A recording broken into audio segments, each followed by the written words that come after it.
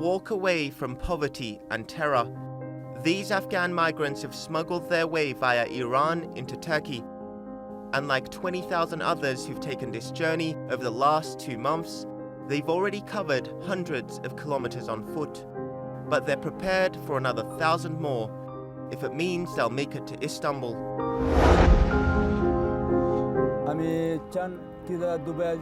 We have been walking day and night from the border.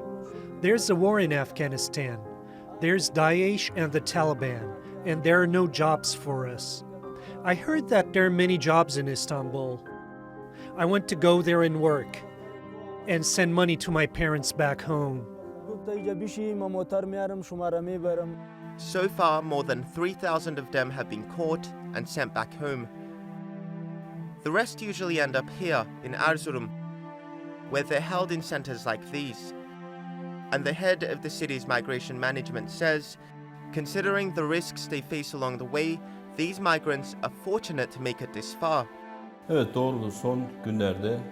Especially in this geography, people smugglers are very active. Lately, they've fooled Afghans into coming to Turkey. They've taken their money and put them through a dangerous route. When they are caught, they come to an immigration removal center like this, and we evaluate according to international asylum seeker laws if they could stay or should be sent back. In the meantime, our guests have access to security and leisure. And Najibullah says he really does feel like a guest. From Afghanistan, I came to Iran with my passport. After Iran, I was smuggled over the border into Turkey and was then caught by the Turkish gendarmerie. I applied for asylum and I'm waiting here for it. I don't want to be sent back. We have everything here. There is hot water, food and medical assistance. I really love Turkish hospitality. There are around 170,000 Afghan migrants in Turkey. The country is also home to 3.5 million Syrian refugees. Turkey's Prime Minister Binali Yildirim has said Turkey will build a refugee camp on its Iran border to deal with the influx, but reassured that only those with links to terror groups will be deported. Back in Erzurum, locals are also doing their bit to welcome those fleeing war. Afghans now call this man Erdal Güzel their godfather. He's a pharmacist by trade, but also helps migrants with their paperwork to gain refugee status, and afterwards he finds them work and a place to stay. I didn't imprison myself into this 30-meter square pharmacy.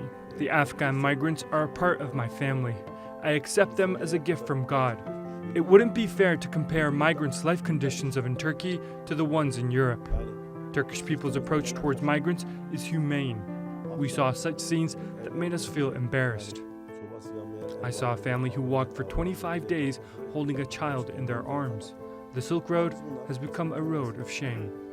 The Silk Road once connected the East to the West. It was a route that fostered civilization with the exchange of goods and ideas.